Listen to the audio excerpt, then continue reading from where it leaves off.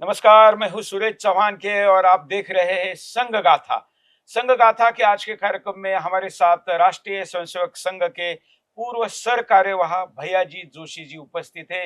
भैया जी, आपका स्वागत है। बहुत बहुत धन्यवाद। आज 100 वर्षों की इस सीरीज में आपका इंटरव्यू करते समय मैं अध्ययन कर रहा था आपके बारे में।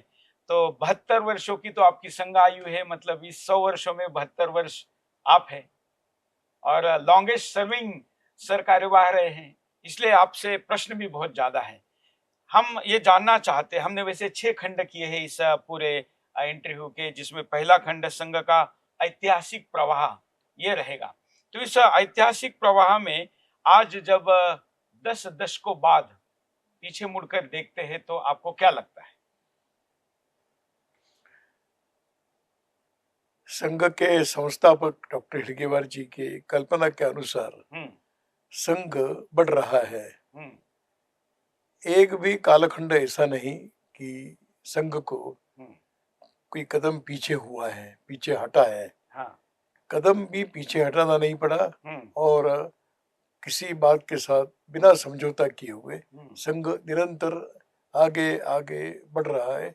ये 100 वर्षों की हम सबको आनंददायक यात्रा है। जो सोचा था 100 वर्ष पहले, और 100 वर्षों में कई प्रकार की परिस्थितियां बदली, सामाजिक बदली, आर्थिक बदली, अंतरराष्ट्रीय स्तर पर बदली, टेक्नोलॉजी वाइज भी बदली, लेकिन संघ अपने विचारों पर कायम रहा। ये कैसे संभव हुआ? देखिए, संघ संस्थापक ने संघ के प्रारंभ में कहा था कि मैं कुछ नया काम करना नहीं चाहता हूँ। अच्छा। इसका मतलब है कि प्राचीन काल से चली हुई कुछ विशेषताओं को ही आगे। उन्होंने अपने कार्य को उसके साथ जोड़ दिया। हम्म। आज अगर हिंदू समाज और भारत हम्म। अगर शेष है तो कई कारणों से है। समय समय पर संत सन्यासी महापुरुष हुए, पुरुषार्थ करने वाले शूरवीर हुए, समाज में आने वाली भिन्न भिन्न प्रकार की कुरीतियों को समाप्त करते हुए समाज जीवन शुद्ध बना रहे, इसके लिए प्रयत्न करते रहे। सामान्य व्यक्ति संस्कारित हो, ये क्रम, ये कार्य कई वर्षों से चला आ रहा है। हम मानते हैं कि उसी कार्य का आज के वर्तमान में अगर कोई नाम है तो वो राष्ट्रीय स्वयंसेवक संघ है। डॉक्टर हेडगेवार जी और गुरु जी, इन्होंने जो सोचा था, संघ वही काम करा है, लेकिन उस सोच को आज के पीढ़ी को आप कैसे समझाएंगे? मैं एक बात और बताना चाहूंगा। हाँ।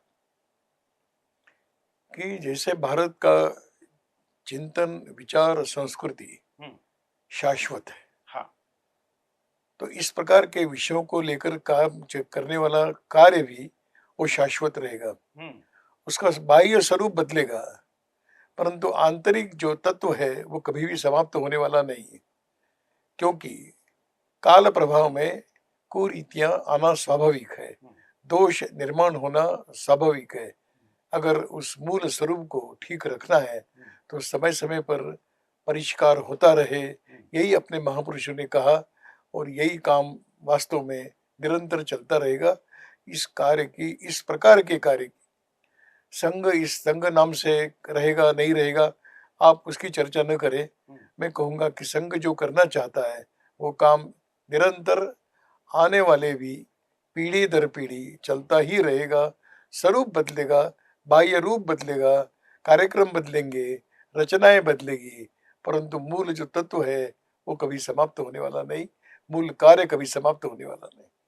स्वतंत्रता के बाद सारे मत प्रवाहों में परिवर्तन हुआ, खास करके सामाजिक और राजनीतिक क्षेत्र की संगठनों ने अपने अपने स्वरूपों को चेंज किया। ऐसे में आप लोग इसको कैसे बनाए रखने में कामयाब रहे? देखिए, हम अगर परिवर्तन किसी कार्य के अंदर हम देखते हैं तो उसके दो हिस्से हैं। एक होता है बाह्य परिवर्तन, एक होता है आंतरिक परिवर्तन। तो बाह्य परिवर्तन को हमने स्वीकारा है। हाँ। हमने कई बातें बदली है, हमने हमारी प्रार्थना तक बदली, हमारी संघ की प्रतिज्ञा बदली, हमने हमारी आज्ञाओं को बदला, हमने अपने कार्यक्रमों की रचनाओं में परिवर्तन लाया, हमने गणवेश में समय समय पर परिवर्तन लाया, तो युगानुकूल बाह्य रूप बदलता रहेगा, यह हमारी धारणा है। इसलिए उसको बदलने में हमने कभी भी कोई संकोच नहीं किया। समय समय पर जो जो भी आवश्यकताएं रही उसको हम स्वीकार करते गए, लेकिन जो आंतरिक भाग है वो कभी भी परिवर्तन नहीं करना चाहिए, ऐसा मानने वाले हम लोग हैं। वो क्या है, एक वैचारिक अधिष्ठान है, उसको हम कभी छोड़ नहीं सकते। कार्य के द्वारा जिस प्रकार की मनुष्य शक्ति का हम निर्माण करना चाहते हैं, उस निर्माण की प्रक्रिया में परिवर्तन होगा, पर निर्माण की संकल्पना में कोई परिवर्तन नहीं होगा। प्रक्रियाएं तो समय समय के अनुसार कालानुरूप आती जाएगी, लेकिन मूल जो उद्देश्य है कि समाज के लिए आवश्यक ऐसे लोगों का निर्माण हो, इसलिए उस प्रकार के हम परिवर्तन करते गए। मूल बात में परिवर्तन नहीं हुआ, कार्यक्रमों में परिवर्तन होता रहा। ये जो लचीलापन है, 100 वर्ष की यात्रा का एकमात्र ये रहस्य है कि संघ का लचीलापन समय के साथ और समय के अनुसार बदलते हुए मूल संकल्पना के साथ अंश मात्र भी समझौता न करते हुए चलना, ये हमारे नेतृत्व ने समय समय पर मार्गदर्शन किया। मैं समझता हूँ कि बाह्य परिवर्तनों की ज्यादा चिंता न करते हुए विचारधाराएं जो आई भारत के अंदर, आपने जैसा कहा कि स्वतंत्रता प्राप्ति के बाद उन विचारधाराओं को हम सोचते हैं तो विचारधारा तत्कालीन रूप से लोग स्वीकार करते गए। हम अपनी शाश्वत विचारधारा को ही लेकर चले हैं। उदाहरण के लिए बताना है तो भारत हिंदू राष्ट्र है, ये कभी भी बदलने वाला विषय नहीं। ये हमारी मातृभूमि है, ये कभी बदलने वाला विषय नहीं। हिंदू समाज संगठित शक्ति के बल पर ही इन बातों की सुरक्षा करेगा, इसमें कोई समझौता होने की कोई कारण नहीं। इसलिए इन बातों को यथावत रखते हुए बाह्य परिवर्तन, इस लक्ष्य को प्राप्त करने के लिए हम बाह्य परिवर्तन करते गए। यही हमारे चेतना का कारण है, यही हमारा चेतना का परिचय है। संघ के इतिहास की बात हो और प्रतिबंध की याद ना आए, ऐसा हो ही नहीं सकता। तो जब भी संघ पर प्रतिबंध लगा या प्रतिबंध लगाने जैसी बातें हुई तो संघ और ज्यादा शक्ति से आगे आया, ये कैसे संभव हुआ?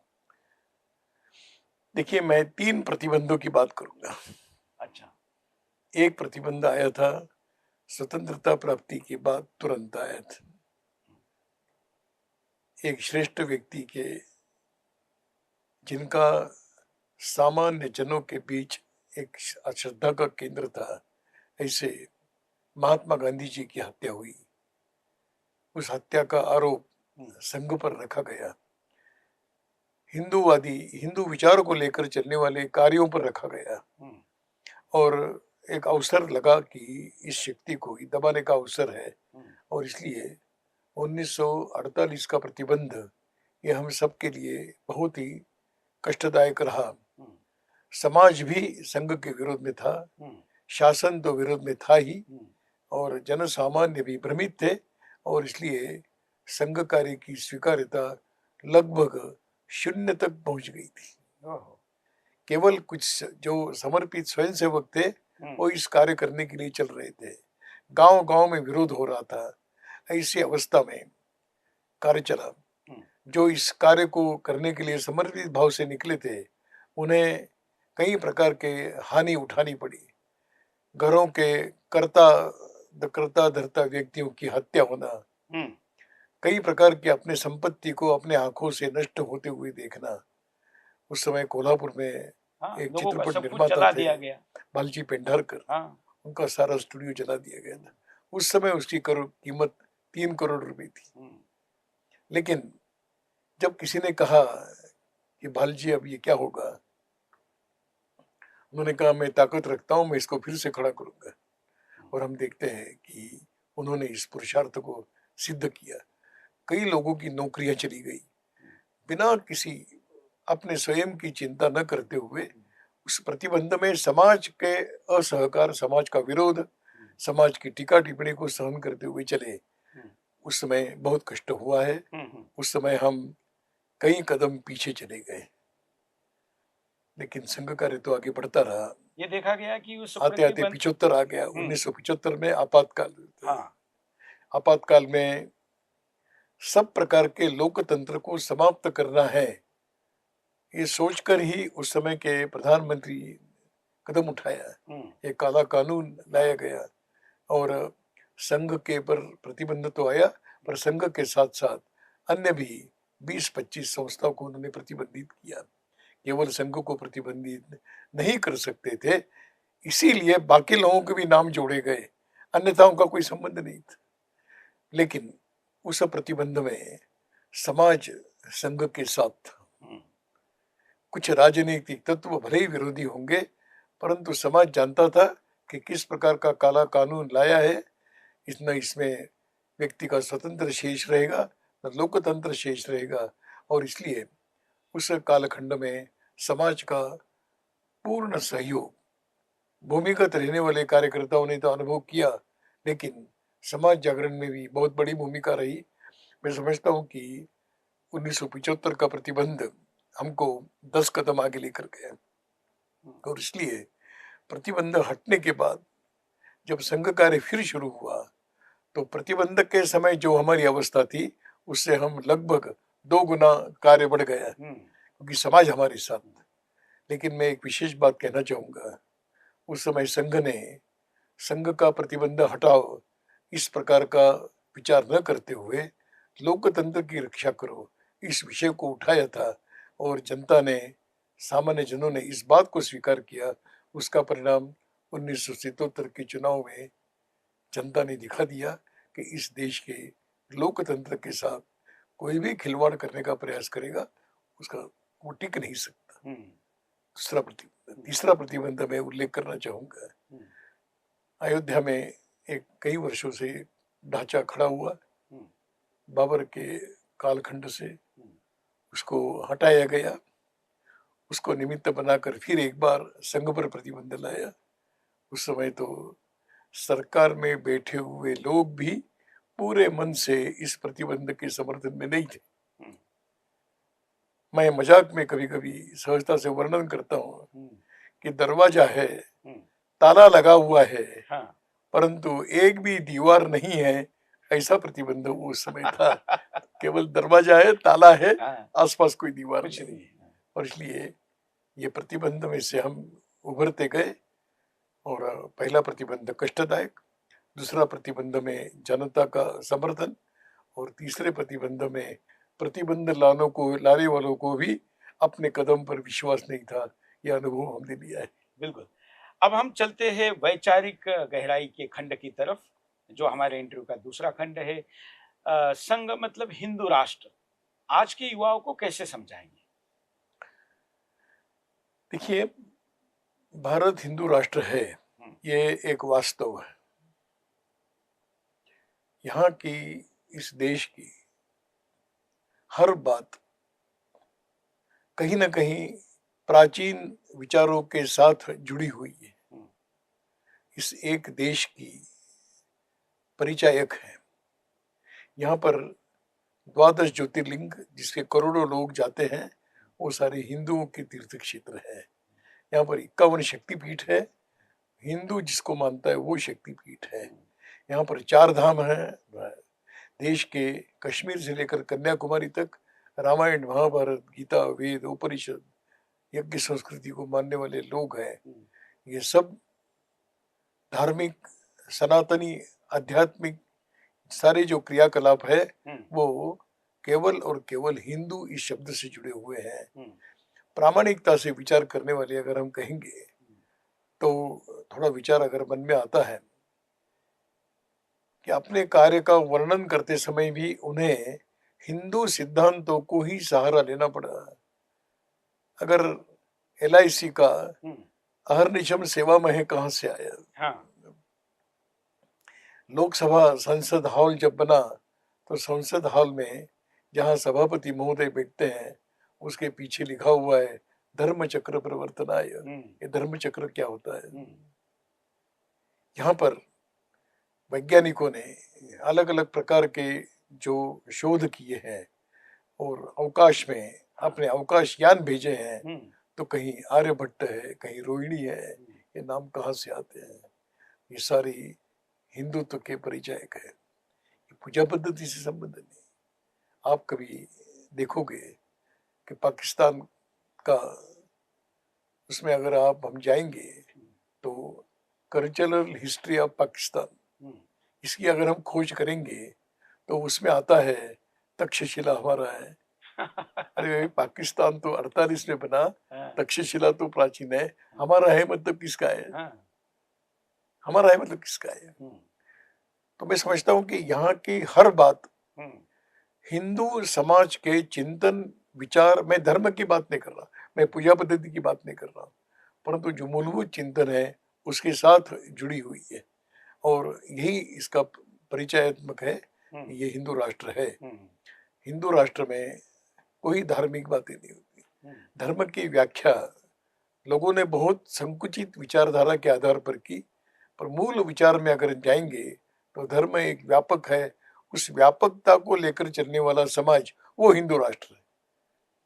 मैं हिंदू राष्ट्र केवल देश की बात नहीं करता हूँ, हिंदू राष्ट्र यह एक अवधारणा है और जिसकी भौगोलिक सीमाएं कभी नहीं होती, ये मान के चलना चाहिए, और इसलिए हिंदू राष्ट्र रहेगा। परम पूज्य डॉक्टर हेडगेवार जी ने कहा है कि जब तक विश्व में एक हिंदू शेष है तब तक हिंदू राष्ट्र है। अब इस बात को जब हम समझेंगे तो हिंदू राष्ट्र समझाना बहुत आसान है। बिल्कुल। संघ का राष्ट्र मतलब पश्चिम का नेशन नहीं है, राष्ट्र एक जीवित अवधारणा है। इसको दार्शनिक दृष्टिकोण से कैसे समझाएंगे? देखिए, किसी भी हम एक शरीर का उदाहरण ले। हाँ। 3 शब्दों के आधार पर होता है। कभी कभी इन 3 शब्दों को लोग समान मानते हैं। एक शब्द है राज्य, एक शब्द है देश, एक है राष्ट्र। सोचेंगे तो तीनों एक ही लगता है, पर जब इसको हम शरीर के साथ अगर विचार करेंगे तो ये जो बाह्य दिखने वाला शरीर है वो तो देश है, देश की सीमाएं हैं, देश का एक भौगोलिक क्षेत्र है, देश की जलवायु है, वो उस शरीर का है। परंतु केवल शरीर नहीं, तो शरीर की आवश्यकताएं पूर्ण करने का काम कोई ना कोई करना है, वो राज्य का काम है। शरीर का पालन पोषण करना, आवश्यकताओं की पूर्ति करना, ये काम राज्य करता है। लेकिन शरीर और व्यवस्थाएं पर्याप्त नहीं है, तो जो दिखाई नहीं देता ऐसा एक तत्व इस भौगोलिक भौतिक शरीर के साथ जुड़ा हुआ है, वो दिखाई नहीं देता, परंतु उसके अस्तित्व के कारण ही शरीर की रचना है, वो है आत्मा। राष्ट्र ये कल्पना उस आत्मा के समान है जो दिखाई नहीं देती। और भारतीय मनुष्य ने जो कहा है कि शरीर तो नष्ट हो सकता है, राज्य व्यवस्थाएं बदल सकती है, लेकिन आत्मा तो अविनाशी है। इसलिए जब हम कहते हैं ये हिंदू राष्ट्र है, ये राष्ट्र है, तो राष्ट्र कभी समाप्त नहीं होते, छोटे होंगे, संकुचित हो जाएंगे, सामर्थ्य कम होगा, लेकिन राष्ट्र कभी समाप्त नहीं होता। जैसे आत्मा अविनाशी है, वैसे राष्ट्र भी अविनाशी है। ये दुनिया, विश्व इस संकल्पना को समझने का सामर्थ्य नहीं रखती, ऐसा मैं कहता हूँ। संघ में व्यक्ति नहीं कार्य को ज्यादा महत्व दिया जाता है, इसका भी कारण है। व्यक्ति कोई अमर नहीं, व्यक्ति के कई प्रकार की मर्यादाएं हैं। उसकी आयु की मर्यादा, उसकी विद्वत्ता की मर्यादा है, उसकी प्रतिभाएं की मर्यादा है, उसके सामर्थ्य की मर्यादा है, और इन मर्यादाओं में व्यक्ति का जीवन चलता है। संघ का कार्य ये अगर निरंतर आवश्यक है तो वह व्यक्ति केंद्रित होकर नहीं चलेगा। सिद्धांत, ध्येय, चिंतन केंद्रित होना चाहिए, और इसलिए व्यक्ति प्रेरणा के केंद्र बन सकते हैं, परंतु वो भी बहुत अल्प समय के लिए। अगर वो व्यक्ति चले जाए, कभी ना कभी तो शरीर का अंत होने वाला है, फिर प्रेरणा का केंद्र कौन रहेगा? संघ ने प्रारंभ से कहा कि व्यक्ति ये उसकी सीमा है आयु की, और प्रेरणा केंद्र तो नित्य निरंतर हमारे सामने होना चाहिए। और इसको ध्यान में रखते हुए व्यक्ति को हमने उस प्रेरणा का केंद्र नहीं माना, प्रेरणा का केंद्र विचार और चिंतन माना, और विचार और चिंतन का प्रतीक है परम पवित्र भगवद ध्वज। इसलिए उसको हमने अपने आदर्श के रूप में रखा है। वो उत्थान पतन का साक्षी है, वो जय विजय का साक्षी है, वो सब प्रकार के प्रेरणा देने का प्रतीक के रूप में है। और इसलिए संघ में व्यक्ति से भी ज्यादा उस प्रतीक को सामने रखा है कि जो प्रतीक अविनाशी है, निरंतर है, अखंड है, अविचल है, चिरंतन है, उसको हमने अपने प्रेरणा का केंद्र के रूप में रखा। व्यक्ति निश्चित रूप से व्यक्ति की भी अपनी एक सामर्थ्य रहता है। बड़े बड़े संतों के नाम आज हम लेते हैं, परंतु संतों के नाम लेना और संतों का दर्शन होना, इसमें जमीन आसमान का अंतर है। बिल्कुल। हमने संघ गाथा के इस 100 एपिसोड की सीरीज में एक समय कैरेक्टर रखा है, जैसे महाभारत के समय मैं समय हूँ। दूसरा हमने रखा है मैं भगवा ध्वज हूँ, क्योंकि जिसका उल्लेख आपने किया। और तीसरा हमने भारत माता रखा है कि मैं भारत माता हूँ। ये इसीलिए रखे थे क्योंकि संघ के विचार के दृष्टिकोण से ये महत्वपूर्ण हिस्सा है। और संघ मतलब अनुशासन, संघ मतलब नियमितता, और नियमितता जब निरंतर और लंबे समय तक होती है तो साधना में बदल जाती है, ऐसा माना जाता है। देखिए, अनुशासन के भी कई प्रकार है। जब व्यक्ति शारीरिक अनुशासन तक सीमित रहता है, हाँ, तो वो किसी न किसी प्रभाव के कारण शारीरिक अनुशासन का पालन करता है। पर संघ ने कहा शारीरिक अनुशासन पर्याप्त नहीं है, तो आगे 4 प्रकार के अनुशासन बताए गए। शारीरिक अनुशासन है, जब तक उसके साथ मानसिक नहीं जुड़ेगा तब तक अनुशासन का पूर्ण पालन संभव नहीं। इसलिए हमने कहा शारीरिक अनुशासन के साथ मानसिक अनुशासन इतना पर्याप्त नहीं। तो हमने कहा एक वैचारिक अनुशासन है, जिन विचारों को हमने स्वीकार किया है उन विचारों को जीवन के अंत तक उस दृढ़ता के साथ चलना चाहिए, उसके साथ कोई भी समझौता नहीं करना। तो ये वैचारिक अनुशासन। चौथा हमने कहा कि एक संगठनात्मक अनुशासन, जिस कार्य के साथ हमारी प्रतिबद्धता है उस कार्य के साथ हम कभी भी जीवन में उसके सब प्रकार के समर्पण भाव से उस कार्य को करेंगे, क्योंकि हमने इसको माना है यही ईश्वरीय कार्य है। तो संगठन जब चलता है तो संगठन में व्यक्ति का स्थान नहीं रहता है, संगठन का तंत्र रहता है। उस तंत्र के साथ अपने आप को समर्पित करना, तो चौथा अनुशासन है। और 5वां अनुशासन है जीवन शुद्ध रहे, आर्थिक अनुशासन है। यह सार्वजनिक जीवन में इन 5 अनुशासनों का पालन जहाँ जहाँ पर होता आया वो कार्य निरंतर चलता रहा। संघ के निरंतर चलने का ये रहस्य है। इसलिए शारीरिक अनुशासन हमने एक निम्न स्तर का माना है और वैचारिक अनुशासन सर्वश्रेष्ठ माना है। आजकल व्यक्तिगत या व्यक्ति केंद्रित सारी व्यवस्थाएं सभी जगह पर होती जा रही, इवन कारपोरेट्स में भी। ऐसे में संघ की सामूहिक नेतृत्व की धारणा। देखिए, व्यक्ति के द्वारा चले हुए काम श्रेष्ठ है। व्यक्ति के द्वारा चलने वाले काम गति से आगे बढ़ते हैं, बहुत जल्दी अपने लक्ष्य को प्राप्त भी करते। मैं कई हम सब जानते हैं श्रेष्ठ महात्माओं ने काम श्रेष्ठ कार्य खड़े किए हैं। इसकी एक कमजोरी है, उस व्यक्ति के साथ उस कार्यों का भी लय प्रारंभ होता है। अगर इस देश में नित्य निरंतर चिरंतन इस प्रकार के कार्य की चलने की आवश्यकता है तो यह कार्य बिना समूह के चलना संभव नहीं। एक बात, एक व्यक्ति के विचारों की, अपनी एक संकल्पनाओं की, प्रतिभाओं की एक मर्यादा रहती है। जब सामूहिक प्रतिभा इकट्ठी होती है तो उस कार्य का निखार, कार्य की गुणवत्ता कई गुना बढ़ जाती है। और इसलिए यह एक भारत के चिंतन में समगच्छध्वम समवदध्वम ये सूत्र बताया गया है। साथ साथ चलेंगे, साथ साथ बोलेंगे, वही चिरंतन होता है। सम गच्छध्वम सम वदध्वम, ये अगर करना है तो एक व्यक्ति नहीं, समूह के बल पर चलेगा। और समूह के बल पर चलने वाले कार्य की दो कमजोरियां हैं। एक, उसके निर्णय होने में समय लगता है, लक्ष्य प्राप्त करने में भी समय लगता है। उसको संघ ने स्वीकार किया, समय लगेगा परंतु सब मिलकर जाएंगे। अकेला चलो रे, एकला चलो रे, ये संघ को स्वीकार नहीं, सबको साथ में लेकर चलेंगे। एक समय था कि लोगों ने कहा आप आओगे तो आपके साथ, आप नहीं आओगे तो आपके बिना, आप विरोध करोगे तो आपके विरोध को ठुकरा कर।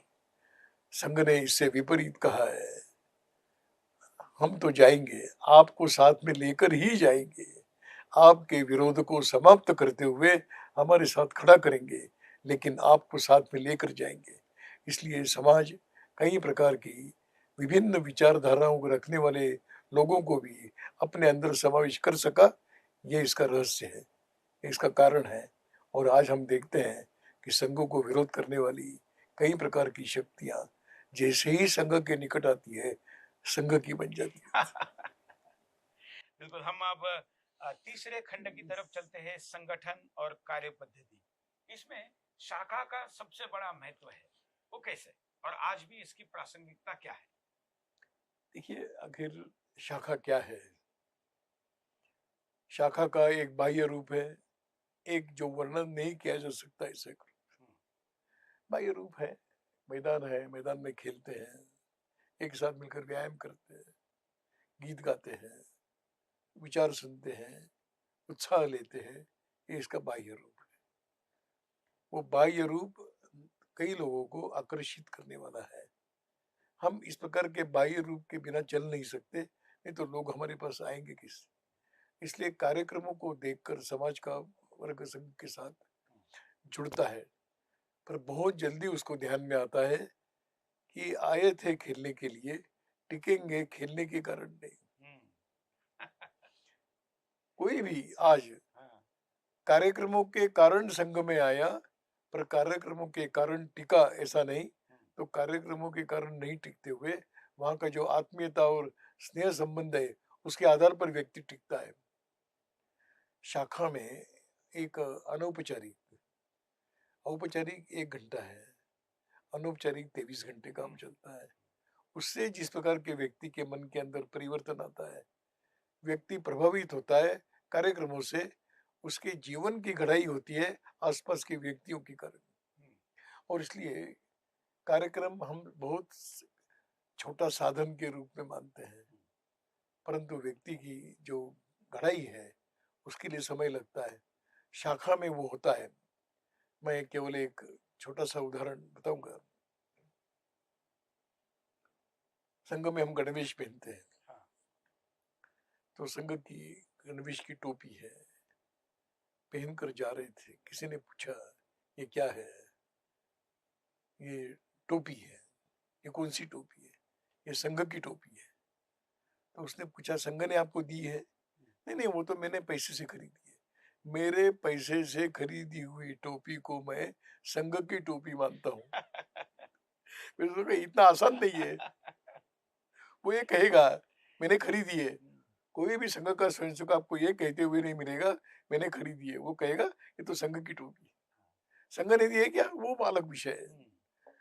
मुझे लगता है कि व्यक्ति की घड़ाई वातावरण के कारण, परिसर में जिस प्रकार के स्नेह संबंध बनते उसके कारण, इसलिए शाखा कार्यक्रम एक छोटा हिस्सा है, वातावरण बड़ा हिस्सा है, स्नेह संबंध उसके भी आगे के है। उसी में से व्यक्ति स्नेह संबंधों को भी आगे चला जाता है, फिर विचारों के लिए बनता है, कार्य के लिए समर्पित होता जाता है। तो ये जो शाखा में होता है वो अन्य कहीं पर भी नहीं। हम कहते हैं शाखा में स्वयंसेवक बनेंगे, संघ के कोई भी सदस्य नहीं है। लोगों को आश्चर्य लगता है कि लोग पूछते हैं कि आपके आरएसएस के मेंबर कितने हैं? हम कहते हैं एक भी नहीं है। तो है कौन? ये सब स्वयंसेवक है, मेंबर नहीं। मेंबर आज है कल नहीं। स्वयंसेवक एक बार बनता है तो वो जीवन भर कहता है मैं स्वयंसेवक। बहुत बड़ी बात है। किसी संगठन में इतना मानसिक परिवर्तन होना कि एक बार मैं वहां गया हूं, अब मैं यहाँ का बन गया। हमने बहुत लोग देखे हैं, संघ का अध्ययन करने के लिए आए, कमियां ढूंढने के लिए आए, वो संघ के बन गए। एक साम्यवादी हमारे मित्र थे, उन्होंने कहा कि मैं मेरे बेटे को एक आयु तक शाखा में भेजूंगा। मैंने कहा भेजिए। मैंने बाद में कहा एक आयु के बाद वो आपका रहेगा कि नहीं मालूम नहीं, वो हमारा बन जाएगा। ये जो परिवर्तन होता है, व्यक्ति के संस्कारों की प्रक्रिया बहुत सूक्ष्म रूप से होती रहती है। ये शाखा का महत्व है। शुद्ध सात्विक प्रेम हाँ, अपने कार्य का बिल्कुल वही है। ईमानदारी है, शुद्धता है, समर्पण है, परिश्रम है, त्याग है, वो देखते हैं जीवन में। उसके आधार पर व्यक्ति, हाँ मुझे भी ऐसा बनना है। वो कार्यक्रमों से नहीं होगा, शाखा में आने से। शाखा के सामान्य कार्यक्रम व्यक्ति को असामान्य बनाते हैं। संघ सामान्यतः हम देखते हैं कि सरकारें हो या ज्यादातर व्यवस्था आदेश से चलती है, लेकिन संघ में आदेश के बजाय प्रेरणा से ये चलता है। प्रेरणा भी आदेशों के माध्यम से होती है। हमको भी आदेश निकालने पड़ते हैं, पर व्यक्ति उसको आदेश नहीं मानता, वो उसको संकेत मानता है, मुझे ये करना है। मुझे लगता है कि आदेशों पर तात्कालीन प्रासंगिक कार्य हो सकते हैं, नित्य निरंतर जीवन का कार्य कभी भी आदेशों पर नहीं चलेगा। तो हम प्रेरणा जगाने की बात करते हैं, और प्रेरणा जगती है गीत सुनने से, प्रेरणा जगती है कथाएं सुनने से, प्रेरणा जगती है सब मिलकर चलने से। मुझे लगता है कि संघ की ये जो एक अदृश्य संस्कार संक्रमित करने की जो पद्धति है, उस पद्धति का परिणाम है कि व्यक्ति आदेशों की, मैं कई आपदाओं में स्वयंसेवक स्वयं होकर काम करने के लिए जाते हैं, वो आदेशों की राह नहीं देखते, कठिन से कठिन कार्य करने के लिए तत्पर हो जाते हैं। जो कभी जीवन में नहीं किया ऐसे काम करते हैं। फिर वो प्लेग जैसी घटना हो, बाढ़ हो, दुर्घटनाएं हो, स्वयंसेवक उसके तज्ञ नहीं है। हमने कभी भी आपदा प्रबंधन नहीं सिखाया, हमने ये सिखाया कि जो पीड़ित है वो अपना है, तो उसके लिए कोई आदेशों की आवश्यकता नहीं। संक्रमित किया है संस्कार, संक्रमित किया है आत्मीयता का भाव, परिणाम स्वरूप व्यक्ति दौड़ कर जाता है। खंड 5 की तरफ चलते हैं। राष्ट्रीय और वैश्विक दृष्टि को हम देखेंगे तो भारत आज विश्व राजनीति में एक निर्णायक स्थिति में पहुंचा है। तो इसके आगे और इसके पीछे दोनों स्थिति को आप कैसे देखते हैं? देखिए, भारत विश्व का नेतृत्व करेगा, ये काल्पनिक नहीं है, संकल्पित है, संकल्पना भी नहीं, ये वास्तव है। एक समय था जब लोगों ने कहा कि विश्व का नेतृत्व कौन करेगा, तो एक विचार था कि जिनके पास सब प्रकार की भौतिक संपदा अधिक मात्रा में है वो विश्व को संचालित करेंगे। उस विचार को लेकर चलने वालों ने दुनिया के छोटे छोटे देशों को समाप्त करने का प्रयत्न किया है। उसी के साथ एक और विचार चला कि जिसके पास संख्या बल है वो विश्व को संचालित करेगा। इसलिए सेमेटिक जो रिलीजियंस है उन्होंने अपनी संख्या बढ़ाने के लिए भिन्न भिन्न प्रकार के प्रयास किए। सूत्र एक था, आपके पास संख्या है तो आप विश्व को संचालित करोगे। तीसरा एक प्रामाणिक विचारवंतों का एक समूह था, उन्होंने कहा जो सबको साथ में लेकर चलेगा वो विश्व का नेतृत्व करेगा। आज दुनिया में केवल भारत ऐसा है कि सबको साथ में लेकर चलने की बात करता है, सर्वे भवन्तु सुखिनः कहता है, वसुधैव कुटुंबकम की बात करता है। ये यही सूत्र है कि हम विश्व का नेतृत्व करेंगे। इस सूत्र को सारा विश्व अगर मान लेता है, सब प्रकार के अन्याय, संघर्ष, अत्याचार सब समाप्त हो जाएंगे, सब अपने अपने मार्ग से चलिए। एकम सद विप्रा बहुधा वदन्ति, ये केवल विद्वत चर्चा का नहीं है, भारत के समाज ने इसका दर्शन किया है। इसलिए भारत में भिन्न भिन्न प्रकार के संप्रदाय, पूजा पद्धतियां चलती रही, कोई संघर्ष नहीं। अगर इस बात को विश्व भी मान लेता है और सेमेटिज्म समाप्त हो जाता है, तो इसमें सही रास्ता बताने वाला आज के कालखंड में केवल भारत है। इसलिए भारत विश्व का मार्गदर्शन करने वाला, इस विचारधारा पर हम नहीं कहेंगे कि हम शस्त्र के बल पर हम विश्व में हम प्रथम रहेंगे। हम संख्या के बल पर भी नहीं रहना चाहते। हम अपने आचरण विचारों के बल पर, चिंतन के बल पर विश्व के सन्मुख आगे चलना चाहते हैं। उसके प्रारंभ से भारत विश्व को देने वाला रहा है, लेने के लिए कभी हम गए नहीं। हमने कभी भी किसी के साथ संघर्ष नहीं किया, हम समझाने के लिए गए हैं। भारत के चिंतन में एक सूत्र है, हम किसी को पराजित करना नहीं चाहते, हम सबको जीतना चाहते हैं। पराजित करने के लिए शस्त्र चाहिए, जीतने के लिए संस्कार चाहिए। ऐसा भारत। अभी हम खंड 6 की तरफ चलते हैं। भविष्य 100 वर्ष हुए हैं, इतिहास है, लेकिन 100 वर्ष और होंगे, और भी वर्ष होंगे, लेकिन अगले 100 वर्ष कैसे होंगे? मैंने कहा संघ का कार्य हजारों वर्षों से चला आ रहा है और हजारों वर्ष आगे भी चलेगा, इसलिए मैंने केवल 100 वर्ष का प्रश्न पूछ लिया। संघ एक तंत्र है, इस तंत्र की हमारी इच्छा है, मतलब संघ संस्थापक की इच्छा थी कि तंत्र यथाशीघ्र समाप्त हो जाए। दुनिया में कोई भी संगठन ऐसा नहीं होगा कि जो अपने समाप्त करने की घोषणा करता है। संघ ने कहा हम चाहते हैं कि ये शीघ्रता से शुरू किया है, एक आवश्यकता के कारण शुरू हुआ, ये जल्दी से जल्दी ये दिखावा है वो समाप्त हो जाए।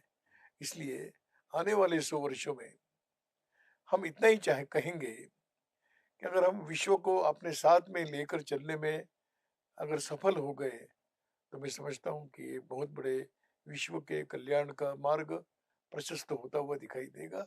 और ये हो सकता है जो आज की स्थिति में भारत को लोग मानने लगे हैं, भारत को जानने की इच्छा रखते हैं। मुझे लगता है कि अब ज्यादा समय नहीं, आप 100 वर्ष की बात कर रहे हो, 100 वर्ष नहीं लगेंगे। संघ का व्यक्तिगत संपर्क का तरीका है और युग डिजिटल होता जा रहा है, तो आज के इस डिजिटल पीढ़ी को संघ कैसे आकर्षित करेगा? थोड़ा कठिन, समझाना कठिन जाता है। लोग लघुत्तम मार्ग से बड़ा कुछ पाना चाहते हैं। पर देखिए, सजीव और निर्जीव में अंतर तो रहेगा ही। अगर मैं उदाहरण देना चाहूं, बहुत व्यवहारिक उदाहरण है। चिकित्सालय में अगर कोई बीमार व्यक्ति है, उसको मिलने के लिए जाना उसको बल देता है, फोन करने से उसको बल नहीं मिलेगा। भाई कैसे हो, ठीक है, व्यवस्था दवाई वगैरह ठीक चल रही है, उससे काम नहीं हो। जाकर व्यक्ति जब मिलता है मिलने से तो उसकी आंखों में आंसू आते हैं, वो उसको बल देता है। इसके लिए इसकी आवश्यकता कभी भी समाप्त होने वाली नहीं। मास कम्युनिकेशन है, संक्रमण नहीं कर सकते, संदेश नहीं दे सकते। एक ने कहा कि बीमार व्यक्ति है तो माँ आती है, तो माँ पीठ पर हाथ रखती है, सर पर हाथ रखती है। तो किसी ने कहा कि माँ के जो पंजा है उसके आकार का एक पंजा बना लेंगे, उसको एक मोटर लगा देंगे, जब जब माँ का स्मरण होगा तो उसको रखेंगे। क्या उससे होगा? ये जो चेतना युक्त जो बात होती है वो निर्जीव साधनों से नहीं। इसलिए डिजिटल साधन आएंगे, वो एक सीमा तक उसका उपयोग है, आवश्यक है। और साधन तो बदलते रहेंगे, साध्य नहीं बदलना चाहिए। फास्ट कम्युनिकेशन ये आने वाला है, फास्ट कम्युनिकेशन है, फास्ट संक्रमण नहीं। आपको परकोलेट करना है तो निर्जीव साधनों से नहीं होगा। अंतिम प्रश्न इस इंटरव्यू का, आपके 72 वर्षों की संघ आयु है, आपके जीवन में इस 72 वर्षों के सबसे महत्वपूर्ण वो क्षण कौन सा है जिसे आज आप साझा करना चाहेंगे? एक व्यक्ति के नाते अगर मैं कहूँ तो जिस समय प्रचारक बनना ये विचार मेरे मन में आया, उससे अधिक महत्वपूर्ण कुछ नहीं। और मैं मानता हूँ कि संघ से जुड़ना ये भी अपना एक भाग्य है।